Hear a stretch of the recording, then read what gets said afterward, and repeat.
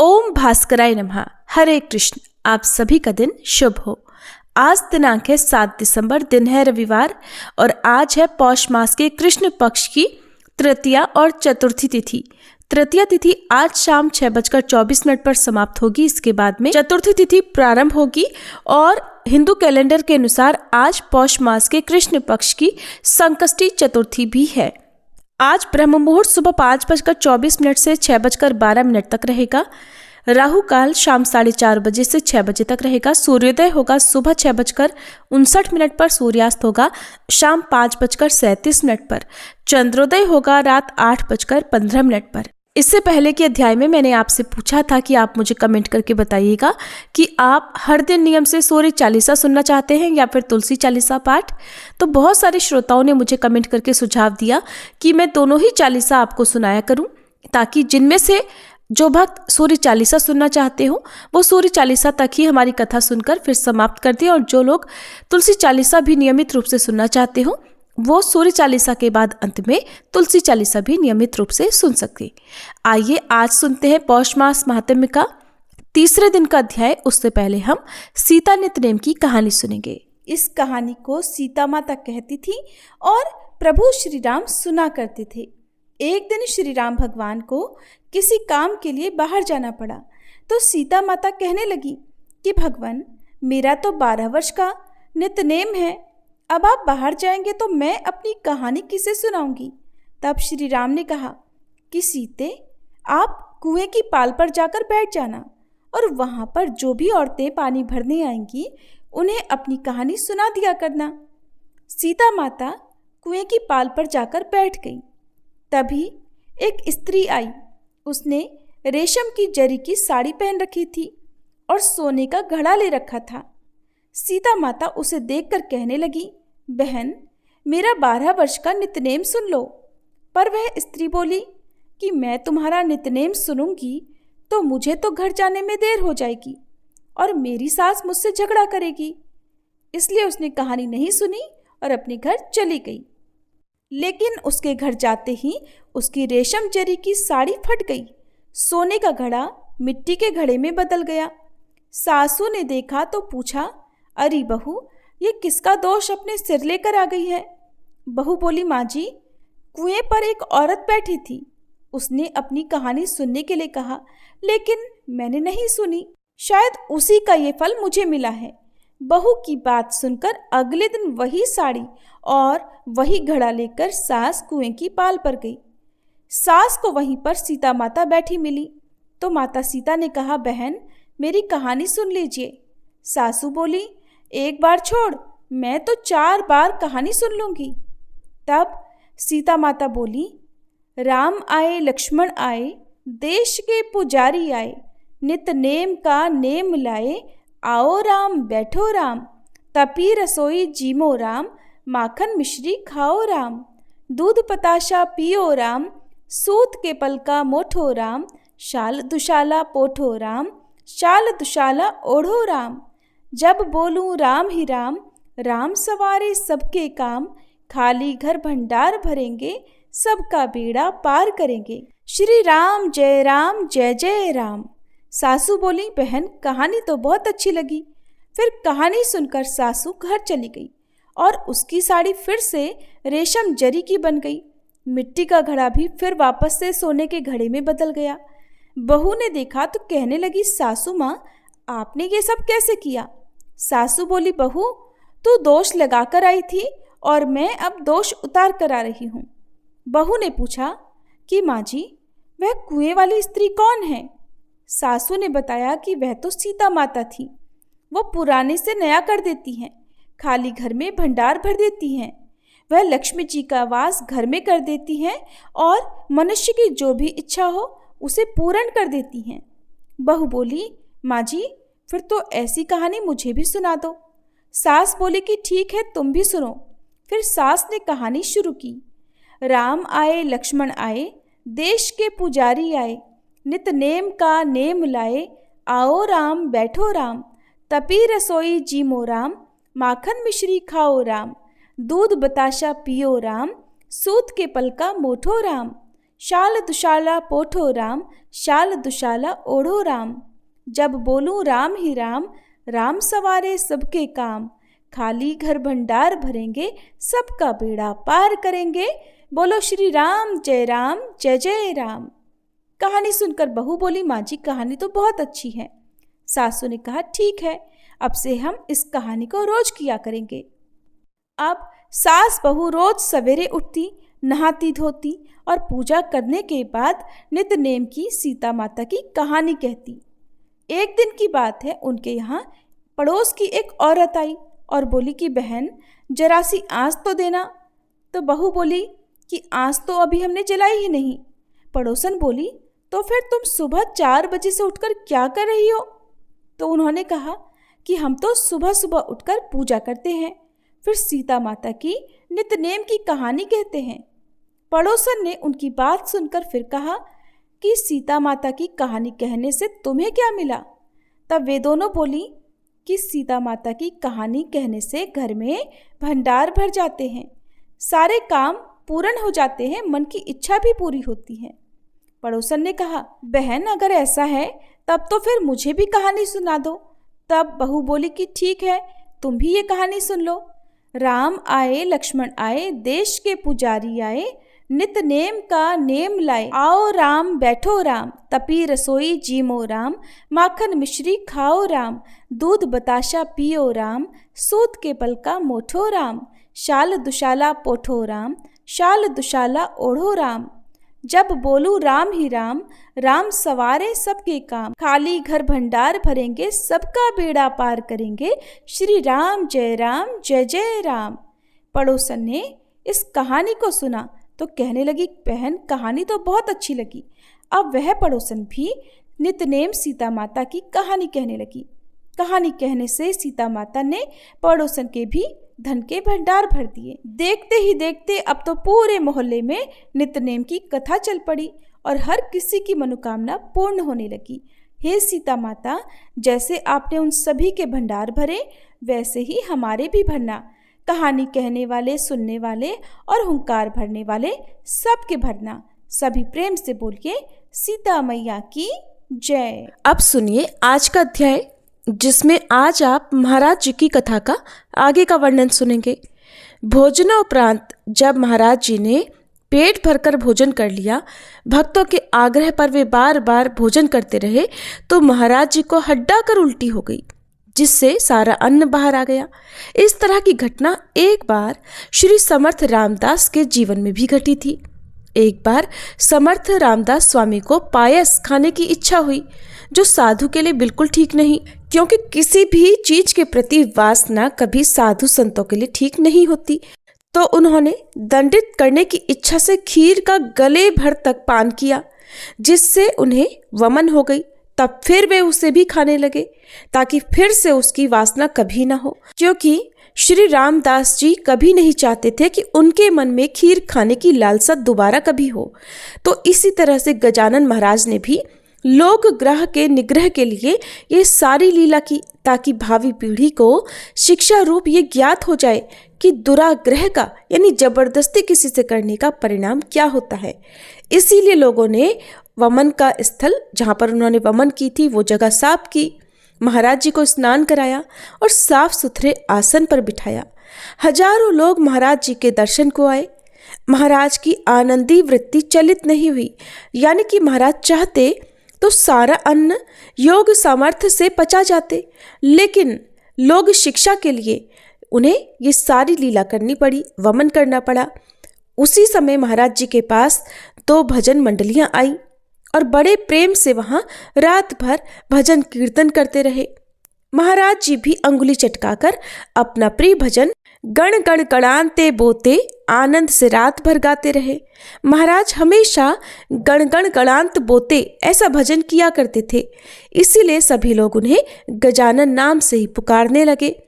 वस्तुतः नाम रूप आदि उपाधियां प्रकृति के आश्रयाधीन है, और जो स्वयं ब्रह्म स्वरूप है उसको ये नाम रूप की उपाधि भला कैसे लग सकती है। सिंहस्थ पर्व कुंभ में गोदावरी तट के किनारे नासिक क्षेत्र में वैसे ही भीड़ होती है जो भीड़ हरिद्वार में होती है। जैसे आषाढ़ी एकादशी को पंढरपुर में भक्तों की भीड़ होती है, अब उसी प्रकार से शेगांव में बंकटलाल जी के घर में दूर दूर से आने वाले दर्शनार्थियों की भीड़ होने लगी।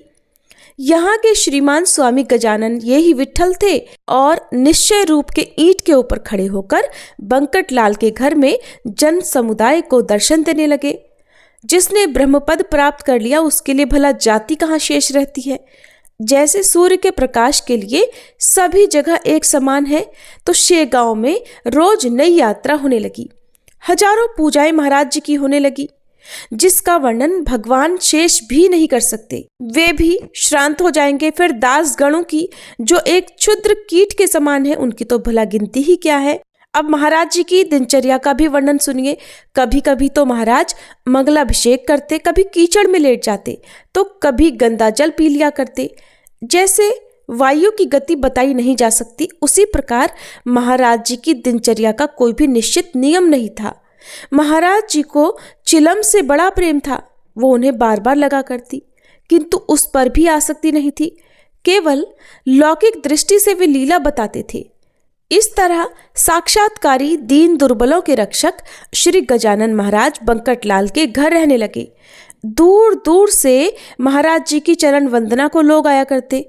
जैसे जहाँ मधु होता है वहाँ मक्खी जमती तो है ही, उनको नियंत्रित करने की आवश्यकता नहीं पड़ती। एक दिन की कथा है कि महाराज आनंद पूर्वक अपने आसन पर बैठे हुए थे। प्रभात का समय था। पक्षीगण वृक्षों पर बैठकर कलरव कर रहे थे। वृद्धगण शैया पर बैठकर नाम स्मरण कर रहे थे। ठंडी ठंडी हवा बह रही थी। कुक्कुट ऊंचे स्वरों से ध्वनि कर रहे थे। उदयाचल पर भगवान नारायण को उदित होता देखकर अंधकार ने गुफाओं की शरण ली। वत्स क्षीर पान के लिए गायों की ओर हुंकार कर रहे थे। सौभाग्यवती स्त्रियां सम्मार्जन में व्यस्त थीं। ऐसे रम्य समय में शेगांव में एक साधु गजानन महाराज के दर्शन को आया।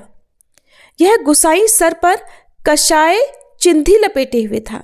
उसी तरह से एक झोली बाएं कांख में दबी हुई थी। मृग चर्म का लपेटा पीठ पर बंधा हुआ था। ऐसा यह गुसाई एक किनारे बैठा हुआ था और महाराज जी के दर्शन के लिए बड़ी भारी भीड़ इकट्ठा थी। ऐसी स्थिति में महाराज जी के चरण कमलों का दर्शन मेरे लिए तो बड़ा असंभव है। ऐसा सोचकर उस गुसाई के मन में आया, समर्थ जी की कीर्ति मैंने वाराणसी में सुनी और महाराज जी को भांग चढ़ाने का संकल्प वहां किया था, लेकिन यहाँ मेरा संकल्प पूरा होना तो बड़ा कठिन लग रहा है। यहाँ तो सब धनवान और प्रतिष्ठित लोग ही हैं, भला उसमें मेरी याद कहाँ आएगी। यहाँ शांभवी का कोई प्रेमी ही नहीं दिखता, सो मैं अपने मन की बात किससे कहूँ। सामान्यतः जिसको जो वस्तु प्रिय होती है वो अपने इष्ट को वही चढ़ाने का संकल्प करता है। ऐसे अनेक विचारों से गुसाई महाराज के दर्शन को उत्कंठित हो रहा था। उसका संकल्प महाराज जी ने जान लिया और महाराज जी लोगों से बोले, अरे उस वाराणसी के गुसाई को तो लेकर आओ। अब ये सुनकर उससे तो बड़ी प्रसन्नता हुई। उसने मन में सोचा कि ये त्रिकालज्ञ संत हैं, मेरे मन का संकल्प इन्हें ज्ञात हो गया। ज्ञानेश्वरी के 6ठे अध्याय में ज्ञानेश्वर महाराज ने योगी की महिमा का वर्णन करते समय कहा है कि स्वर्ग लोक की कथाएं भी योगी जान लेते हैं। इस बात की प्रत्यक्ष अनुभूति आज मुझे हो गई। ये त्रिकालज्ञ महात्मा धन्य है, बिना बताए मेरा संकल्प ये जान जाएंगे। इसको स्पष्ट होने में अब बहुत थोड़ा ही समय बाकी है। लोगों द्वारा गोसाई को लाकर महाराज जी के सामने खड़ा करते ही महाराज जी ने कहा, झोली की पुड़िया निकालो। जिस पुड़ियों की रक्षा आपने पिछले 3 महीनों से की है, आज उन्हें सार्थक होने दो। सुनते ही गोसाई तो बालकों की तरह गदगद कंठ से महाराज के चरणों में लौटने लगा। महाराज ने कहा, ठीक है, अब उठकर बैठो और झोली की पुड़िया निकालो। जब तुमने संकल्प लिया था तब लज्जा नहीं लगी, अब व्यर्थ अवहेलना करने से क्या लाभ। गुसाई बड़ा धूर्त था, हाथ जोड़कर डरते डरते बोला, भगवान मैं झोली की पुड़िया निकालता हूँ और संकल्प पूर्ति करता हूँ, किंतु उसके लिए आप एक वरदान मुझे दीजिए। आपको सदैव इस अज्ञानी बालक के बूटी का स्मरण रहे, जिससे इस बालक का भी स्मरण आपको रहेगा। मैं जानता हूँ आपको इस बूटी से कोई प्रयोजन नहीं है, कोई मतलब नहीं है, किंतु इस बालक का स्मरण रूप इस बूटी को स्वीकार कीजिए। भक्त जिस प्रकार की इच्छा करते हैं देवता उसकी पूर्ति करते हैं। आप अंजनी जी का वृतांत स्मरण कीजिए। अंजनी जी वानरी थी, उन्होंने इच्छा की कि साक्षात भगवान शंकर मेरे गर्भ से जन्म ले। उनकी इच्छा, उनकी प्रार्थना स्वीकार करके भगवान शंकर अंजनी जी के गर्भ से महारुद्र हनुमान जी के रूप में प्रकट हुए। वहां वानर भी आड़े नहीं आया। आप तो साक्षात कर्पूर गौरम भगवान शंकर ही है और ये बूटी तो आपको अत्यंत प्रिय है। अन्य जनों को यद्यपि ये व्यसन है, फिर भी आपके लिए तो ये ज्ञानवल्ली है। अब आप इसकी अवहेलना ना करें। महाराज किंचित असमंजस में पड़ गए, किंतु माता जैसे बालक के टेढ़े मेढ़े हर प्रकार के हठ को पूरा करती है, वैसे ही महाराज जी ने हंसकर कहा, ठीक है। गुसाई जी ने बूटी निकालकर महाराज जी के हाथ पर रख दी। अब गुसाई ने उसे धोकर चिलम में भरकर और जलाकर महाराज जी को पिलाई। इस तरह कारण सहित यहाँ पर बूटी कथा कही गई। आप लोग उसका विचार करें। इसलिए प्रतिज्ञावश महाराज चिलम पीते थे। अब आपको पता चला कि महाराज जी के पास खुद की बनाई हुई चिलम हमेशा क्यों रहती थी, ताकि वो अपने उस भक्त को सदैव स्मरण करते रहे। कुछ दिन गुसाई शेगांव में रहा और अपने आप को धन्य मानकर फिर रामेश्वर दर्शन करने के लिए चला गया। और यही कारण है कि समर्थकों को गांजा की प्रथा पड़ गई, किंतु वह वर के कारण थी, ना कि व्यसन अधीनता के कारण। महाराज महान विभूति थे। कमलपत्र जैसे जल में रहकर भी कीचड़ से दूर रहता है, उस पर कीचड़ का कोई प्रभाव नहीं रहता, वैसे ही महाराज व्यवहार में रहते हुए भी अलिप्त थे। उनको कभी किसी चीज की आदत ही नहीं पड़ी थी। शेगांव में एक जानराव नामक प्रसिद्ध देशमुख रहता था। उसका अंतिम समय आ गया। शरीर में रोग इतना बढ़ गया कि वह बहुत दुर्बल हो गया। वैद्यों ने बहुत प्रयास किए, लेकिन फिर भी कुछ भी लाभ नहीं हुआ। वैद्यों ने उसकी नाड़ी देखकर संबंधियों को संकेत कर दिया कि अब इनका बचना असंभव है। हम लोगों ने अपनी तरफ से भरसक प्रयास कर लिए हैं, लेकिन इनकी तिल भर भी व्यथा नहीं गई है। अब इन्हें नीचे कंबल पर सुला दीजिए, यही ठीक रहेगा। ये सुनकर सगे संबंधी अत्यंत दुख में डूब गए। वे लोग कहने लगे, हाय हाय हाय रे देव, हम लोगों ने कई देव देवता मनाए, लेकिन जानराव को उसका कुछ भी लाभ नहीं हुआ। आखिर आप हम लोगों को छोड़कर जा रहे हो, सारे प्रयास बेकार गए। वैद्यों ने हाथ टेक दिए, किंतु एक अंतिम उपाय अभी भी सूझ रहा है, वो करके देखेंगे। बंकटलाल के घर एक साक्षात्कारी साधु महाराज जी हैं, जिनके कारण से शेगांव पंढरपुर क्षेत्र बन गया है। साधु के मन में लाने पर उनके लिए कुछ भी असाध्य नहीं। श्री ज्ञानेश्वर महाराज ने सच्चिदानंद को उठाया। जल्दी से, क्योंकि समय नहीं है, जल्दी से जाकर कोई महाराज जी से प्रार्थना करो। ये सुनकर एक संबंधी बंकटलाल के घर गया और जानराव देशमुख की सारी अवस्था बताई कि महाराज आप कृपा करके चरण तीर्थ दीजिए, जो जानराव को अमृत सिद्ध होगा, ऐसा हमें लगता है। बंकटलाल ने कहा, ये मेरे बस की तो बात नहीं है, आप मेरे पिताजी से प्रार्थना कर लीजिए। उसके बाद उसने भवानी राम जी से हकीकत बताई। वे बड़े सज्जन थे। भवानी राम ने तुरंत एक पात्र में पानी भरकर महाराज जी के चरणों को धुलाया और प्रार्थना की, महाराज ये चरण तीर्थ मैं जानराव को देता हूँ। महाराज जी ने गर्दन हिलाकर सम्मति दिखाई। संबंधी ने तीर्थ लेकर वह जानराव को पिलाया, जिससे उनके गले की घुरघुराहट तुरंत बंद हो गई। उन्होंने थोड़ा थोड़ा आंखें खोली और हाथ हिलाया। तीर्थ के प्रभाव से जानराव की प्रकृति में एकदम फर्क पड़ने लगा। यह प्रमाण देखकर सारे लोग आनंदित हो गए और सबको सत्पुरुष का अधिकार ज्ञात हुआ। उसके बाद सब औषधियां लेना बंद करके केवल तीर्थ ही लेते रहे, यानी महाराज जी के चरणों को स्पर्श कराया गया जल ही वे पीते रहे, जिससे जानराव आरोग्य संपन्न हो गए। 8 दिन में जानराव पहले जैसे स्वस्थ हो गए और भवानी राम के घर महाराज जी के दर्शन को आया। अब देखिए, संत चरण तीर्थ साधन द्वारा साक्षात अमृत हो गया। ये केवल संत नहीं बल्कि कलयुग के साक्षात देवता ही थे। ये कथा सुनने के बाद मन में एक शंका भी होती है कि संत गजानन महाराज जैसे संत शेगांव में रहने पर कोई भी प्राणी यमलोक में नहीं जाना चाहिए, लेकिन यहाँ कुतर्क है, क्योंकि संत मृत्यु का निवारण नहीं करते, वे प्रकृति के नियम के अनुसार ही आचार करते हैं, लेकिन आगंतुक संकटों को जरूर दूर करते हैं। जैसे ज्ञानेश्वर महाराज ने मृत्यु से सच्चिदानंद को उठाया, लेकिन उन्होंने कार्य समाप्ति के बाद आलंदी क्षेत्र में समाधि ग्रहण की। इसका तात्पर्य बस इतना ही है कि संत आए हुए गंडातर दूर करते हैं, जो उनके लिए अत्यंत सामान्य वस्तु है, क्योंकि योगेश्वर के लिए कुछ भी असंभव नहीं है।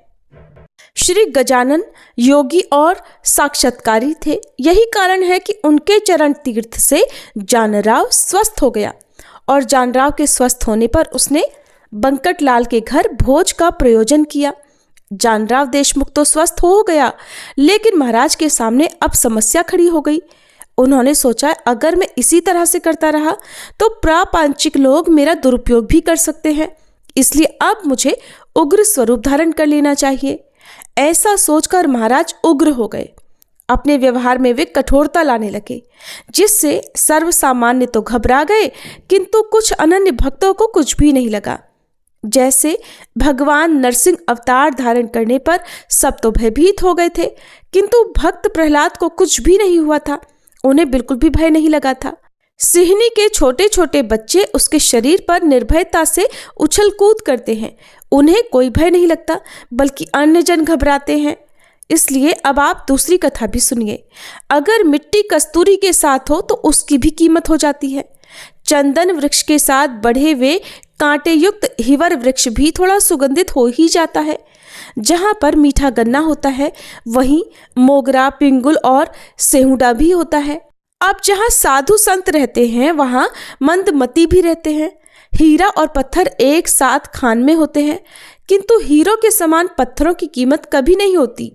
गार गोटी पैरों से कुचली जाती है, हीरे की ऐसी स्थिति कभी नहीं होती।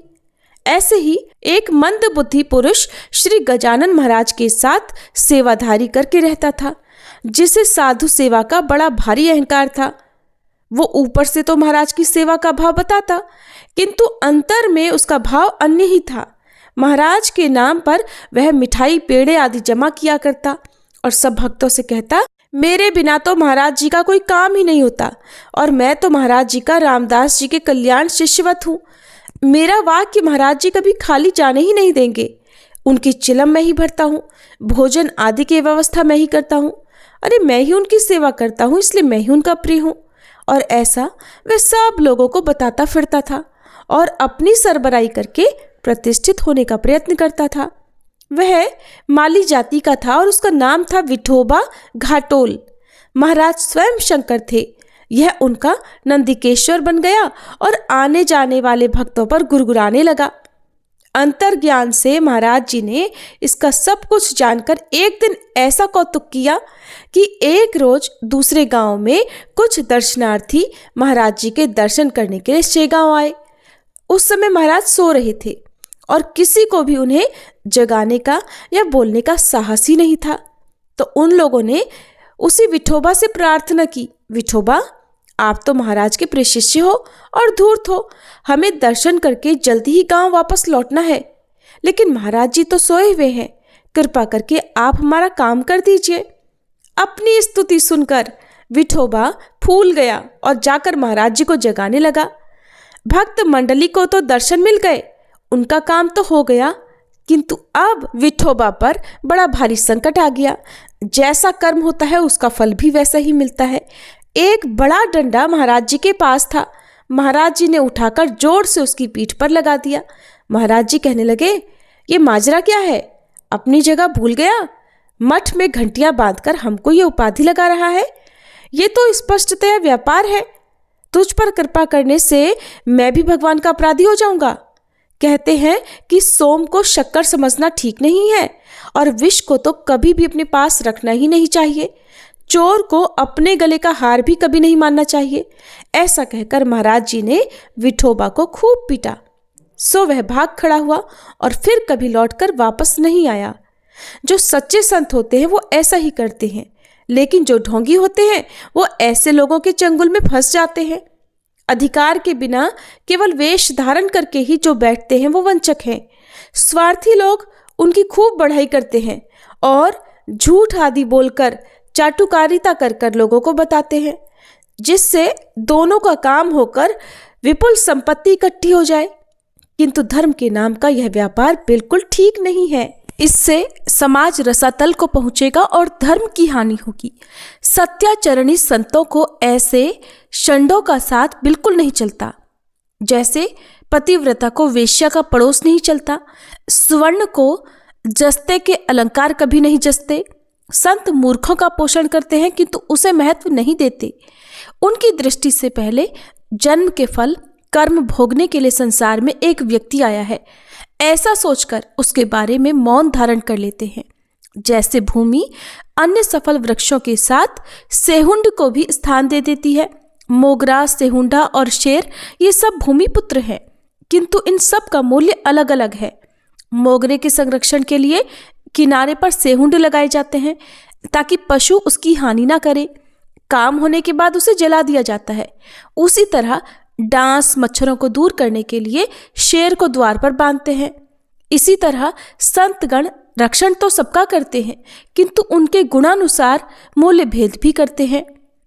विठोबा घाटोल का दुर्भाग्य कि उसे संत चरणों का सानिध्य प्राप्त होकर भी दैववशात दूर होना पड़ा। अगर वो ढोंग ना करता तो उसकी योग्यता अनुसार उन्नति जरूर प्राप्त कर लेता। उसने कभी संतों की योग्यता ही नहीं जानी। काल्प वृक्ष के नीचे ही बैठकर गार पत्थर की कामना की और कामधेनु से खपरेला मांगी। इसीलिए मनुष्य को चाहिए कि सदैव जागृत रहकर संत कृपा की ही केवल इच्छा करे। हरे कृष्ण। आज के अध्याय में बस इतना ही। इसके आगे का वृतांत आप सभी कल के अध्याय में सुनिएगा। और जैसा कि आप सभी श्रोताओं से मैंने पूछा था कि आप वीडियो के अंत में हर दिन नियम से सूर्य चालीसा सुनना चाहते हैं या फिर तुलसी चालीसा, तो बहुत से भक्तों ने ये सुझाव दिया कि आप सूर्य चालीसा और तुलसी चालीसा दोनों ही सुना दिया करें। तो अब से हम पहले आपको सूर्य चालीसा और उसके बाद तुलसी चालीसा नियमित रूप से सुनाएंगे। श्री रवि हरत हो घोरतम अगणित किरण पसारी, वंदन करूं तब चरणन में अर्घ देऊं जलधारी। सकल सृष्टि के स्वामी हो सचराचर के नाथ, निस्दिन होत तुमसे ही होवत संध्या प्रभात। जय भगवान सूरतमहारी, जय खगेश दिन कर शुभकारी। तुम हो सृष्टि के नेत्र स्वरूपा, त्रिगुणधारी त्रैवेद स्वरूपा। तुम ही करता पालक संहारक, भुवन चतुर्दश के संचालक। सुंदर बदन चतुर्भुजधारी, रश्मि रथी तुम गगन विहारी। चक्र शंख अरु श्वेत कमलधर, वर मुद्रा सोहत चोटे कर। शीश मुकुट कुंडल गलमाला, चारु तिलक तब भाल विशाला। सप्त अश्वरथ अति द्रुतगामी, अरुण साथी गति अविरामी। रक्त वरुण आभूषण धारक, अति प्रिय तोहे लाल पदारथ। सर्वात्मा कहे तुम्हें ऋग्वेदा, मित्र कहे तुमको सब वेदा। पंच देवों में पूजे जाते, मनोवांछित फल साधक पाते। द्वादश नाम जाप उद्धारक, रोग शोक अरु कष्ट निवारक। माँ कुंती तब ध्यान लगायो, दानवीर सूत कर्ण सो पायो। राजा युधिष्ठिर तब जस गायो, अक्षय पात्र वो वन में पायो। शस्त्र त्याग अर्जुन अकुरायो, बन आदित्य हृदय से पायो। विंध्याचल तब मार्ग में आयो, हाहाकार तिमिर से छायो। मुनि अगस्त गिरि गर्व मिटायो, निज तप बल से विंध्य नवायो। मुनि अगस्त तब महिमा गाई, सुमिर भये विजयी रघुराई। तोहे विरोग मधुर फल जाना, मुख में ली नहीं तोहे हनुमाना। तब नंदन शनिदेव कहावे, पवन के सूत शनि तीर मिटावे। यज्ञ व्रत स्तुति तुम्हारी कीन्ही, भेंट शुक्ल यजुर्वेद की दीन्ही। सूर्यमुखी खरितर तब रूपा, कृष्ण सुदर्शन भानु स्वरूपा। नमन तोहे ओंकार स्वरूपा, नमन आत्मा अरुकाल स्वरूपा। दिग दिगंत तब तेज प्रकाशे, उज्ज्वल रूप तुम्ही आकाशे। दश दिगपाल करत तब सुमिरन, अंजलि नित्य करत हैं अर्पण। त्रिविध ताप हरता तुम भगवन, ज्ञान ज्योति करता तुम भगवन। सफल बनावे तब आराधन, गायत्री जप सरल है साधन। संध्या त्रिकाल करत जो कोई, पावे कृपा सदा तब वोही। चित शांति सूर्यास्तक देव, व्याधि अपाधि सब हर लेवे। अष्टदल कमल यंत्र शुभकारी, पूजा उपासना तब सुखकारी। माघ मास शुद्ध सप्तमी पावन, आरंभ हो तब शुभ व्रत पालन। भानु सप्तमी मंगलकारी, भक्ति दायनी दोषणहारी। रविवासर जो तुमको ध्यावे, पुत्रादिक सुख वैभव पावे। पाप रूपी पर्वत के विनाशी, व्रज रूप तुम हो अविनाशी। राहु आन तब ग्रास बनावे, ग्रहण सूर्यता को लग जावे। धर्म दान तब करते हैं साधक, मिटत राहु तब पीड़ा बाधक। सूर्य देव तब कृपा कीजे, दीर्घ आयु बल बुद्धि दीजे। सूर्य उपासना कर नित ध्यावे, कुष्ठ रोग से मुक्ति पावे। दक्षिण दिशा तोरी गति जावे, दक्षिणायन वो ही कहलावे। उत्तर मार्गी तोरो रथ होवे, उत्तरायण तब वो कहलावे। मन और वचन कर्म हो पावन, संयम करता भलित आराधन। भरत दास चिंतन करत घर दिन कर तब ध्यान, रखियो कृपा इस भक्त पे तुम्हारी सूर्य भगवान। ओम जय सूर्य भगवान, जय हो दिनकर भगवान। जगत के नेत्र स्वरूपा, तुम हो त्रिगुण स्वरूपा। धरत सब ही तब ध्यान, ओम जय सूर्य भगवान। सारथी अरुण है प्रभु, तुम श्वेत कमल धारी। तुम चार भुजाधारी, अश्व है सात तुम्हारे। कोटि किरण पसारे, तुम हो देव महान। ओम जय सूर्य भगवान। उषा काल में जब तुम उदयाचल आते, सब तब दर्शन पाते। फैलाते उजियारा, जागता तब जग सारा। करे सब तब गुणगान, ओम जय सूर्य भगवान। संध्या में भुवनेश्वर अस्ताचल जाते, गोधन तब घर आते। गोधूली बेला में हर घर हर आंगन में, हो तब महिमा गान। ओम जय सूर्य भगवान। देव दनुज नर नारी, ऋषि मुनिवर भजते। आदित्य हृदय जपते, स्तोत्र ये मंगलकारी। इसकी है रचना न्यारी, दे नव जीवन दान। ओम जय सूर्य भगवान। तुम हो त्रिकाल रचयिता, तुम जग के आधार। महिमा तब अपरंपार, प्राणों का सिंचन करके भक्तों को अपने देते बल बुद्धि और ज्ञान। ओम जय सूर्य भगवान। भूचर जलचर खेचर सबके हो प्राण तुम्ही, सब जीवों के प्राण तुम्ही।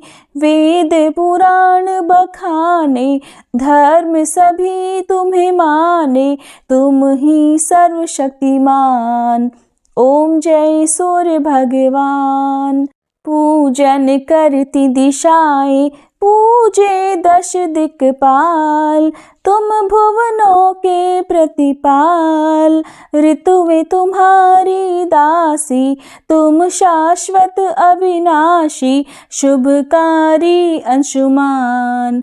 ओम जय सूर्य भगवान। ओम जय सूर्य भगवान। जय हो दिनकर भगवान। जगत के नेत्र स्वरूपा, तुम हो त्रिगुण स्वरूपा, धरत सब ही तब ध्यान। ओम जय सूर्य भगवान। ओम जय सूर्य भगवान। श्री तुलसी चालीसा पाठ। जय जय तुलसी भगवती सत्यवती सुखदानी, नमो नमो हरि प्रेयसी श्री वृंदा गुणखानी। श्री हरि शीश विरजनी, देहु अमरवर अम्ब। जनहित है वृंदावनी, अब न करहु विलंब। धन्य धन्य श्री तुलसी माता, महिमा अगम सदा श्रुति गाता। हरि के प्राणहु से तुम प्यारी, हर ही है तू कीन्हो तप भारी। जब प्रसन्न है दर्शन दीन्हो, तब कर जोरी विनय उस कीन्हो। हे भगवंत कंत मम होहु, दीन जानी जनि छाड़हु छोहु। सुनी लक्ष्मी तुलसी की बानी, दीन हो श्राप कध पर आनी। उस अयोग्य वर मांगन हारी, हो विटप तुम जड़ तनुधारी। सुनी तुलसी ही श्रप्यो तेहि ठामा, करहु वास तुहु नीचन धामा। दियो वचन हरि तब तत्काला, सुनहि सुमुखी जनि होहु बिहाला। समय पाई वह रो पाति तोरा, पूजहि आस वचन सत मोरा। तब गोकुल मह गोप सुदामा, तासु भई तुलसी तू बामा। कृष्ण रास लीला के माही, राधे शक्यो प्रेम लखि नाही। दियो श्राप तुलसी तत्काला, नरलोक ही तुम जन्महु बाला। यो गोप वह दानव राजा, शंख चूर्ण नामक शिर ताजा। तुलसी भई तासु की नारी, परम सती गुण रूप अगारी। अस द्वे कल्प बीत जब गयहु, कल्प तृतीय जन्म तब भयहु। वृंदा नाम भयो तुलसी को, असुर जलंधर नाम पति को। करि अति द्वंद अतुल बल धामा, कीन्हा शंकर से संग्रामा। जब निज सैन्य सहित शिव हारे, मरहि न तब हर हर ही पुकारे। पतिव्रता वृंदा थी नारी, को न सके पति संहारी। तब जलंधर ही भेष बनाई, वृंदा ढिग हरि पहुँचो जाई। शिव हित लही करी कपट प्रसंगा, कियो सतीत्व धर्म तो ही भंगा। भयो जलंधर कर संहारा, सुनी उर शोक उपारा।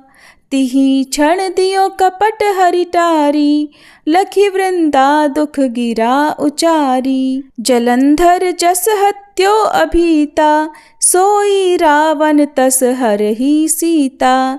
अस प्रस्तर सम हृदय तुम्हारा, धर्म खंडी मम पति संहारा। यही कारण लही श्राप हमारा, होवे तनु पाषाण तुम्हारा। सुनि हरि तुरत ही वचन उचारे, दियो श्राप बिना विचारे। लख्यो ना निज करतूति पति को, छलन चाहियो जब पार्वती को। जड़ मति तुह अस हो जड़ रूपा, जग में तुलसी विटप अनूपा।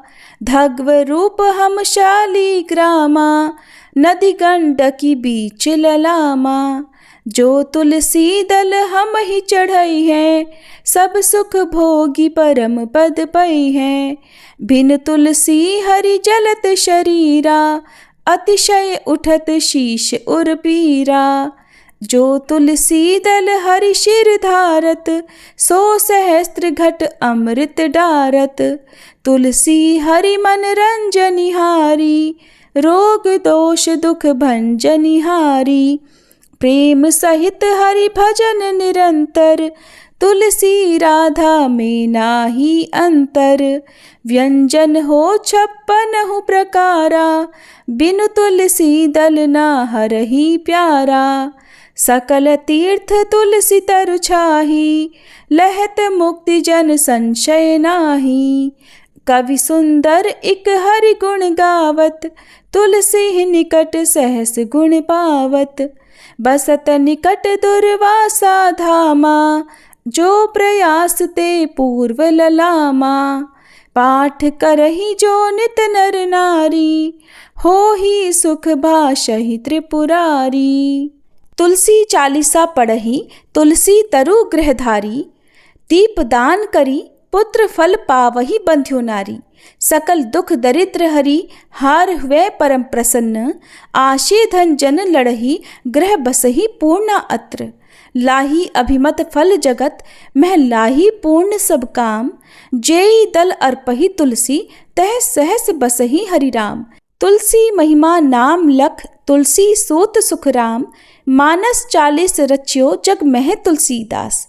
श्री तुलसी चालीसा पाठ समाप्त। सभी प्रेम से बोलिए तुलसी महारानी की जय।